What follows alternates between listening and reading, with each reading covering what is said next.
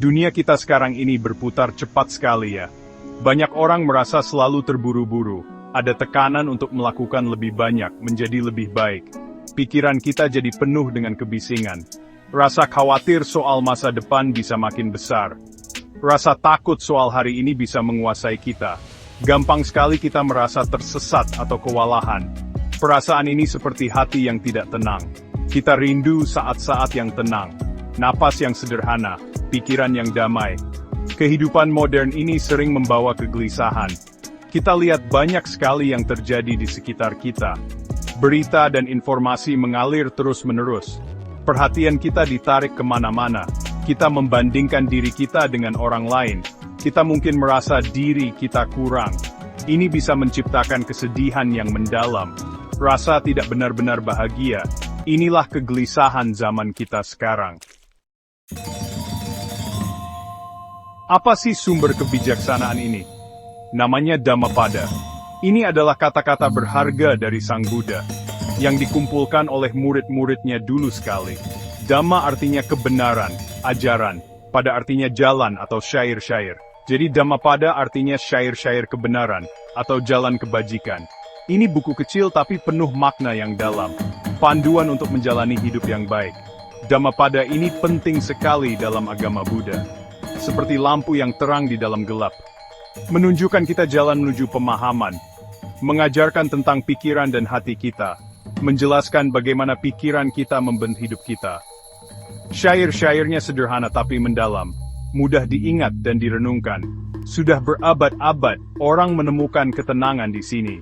Mereka menemukan bimbingan dan inspirasi. Dhammapada mengajarkan kita tentang pikiran kita. Dikatakan kalau pikiran kita adalah titik awalnya. Semuanya dimulai dari pikiran kita. Satu syair penting memberitahu kita ini. Mano pubangama dhamma, mano seta mano maya. Manasa cepadutena, basativa karotiva. Tato nam dukha manveti, cakamba vahato padam.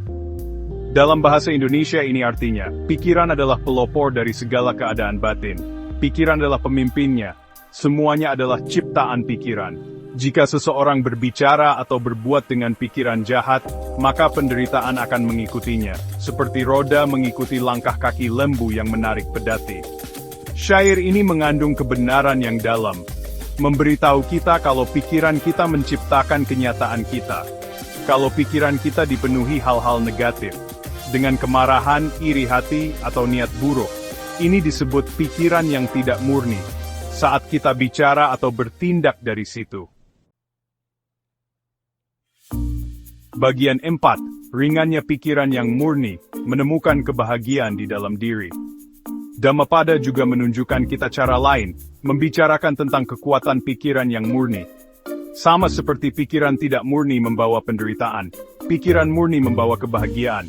Ini diajarkan dalam syair yang indah. Mano pubangama dhamma, mano se mano maya, manasa ce pasanena, basativa karotiva, tato nam sukamanveti, cayava anapaini. Dalam bahasa Indonesia, ini artinya, pikiran adalah pelopor dari segala keadaan batin.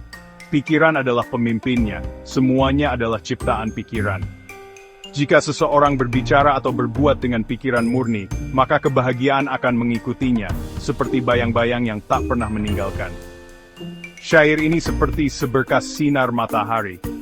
Memberitahu kita kalau kebahagiaan itu mungkin. Datangnya dari memupuk pikiran yang murni.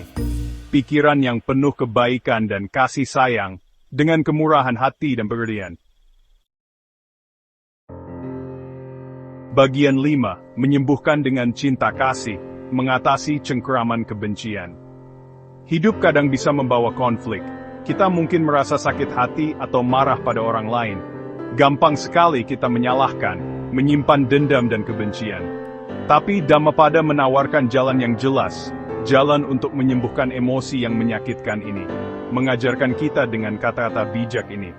Nahi verena verani, samantida kudacanam.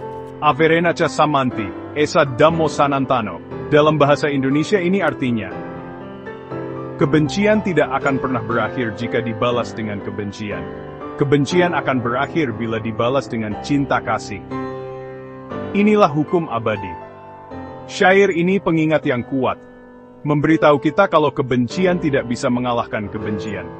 Kalau kita balas marah dengan marah lagi, api konflik cuma akan makin besar. Ini menciptakan lingkaran rasa sakit dan penderitaan. Lingkaran ini bisa berlanjut lama sekali.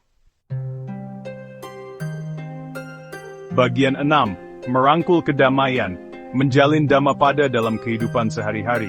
Kebijaksanaan Dhammapada ini adalah anugerah.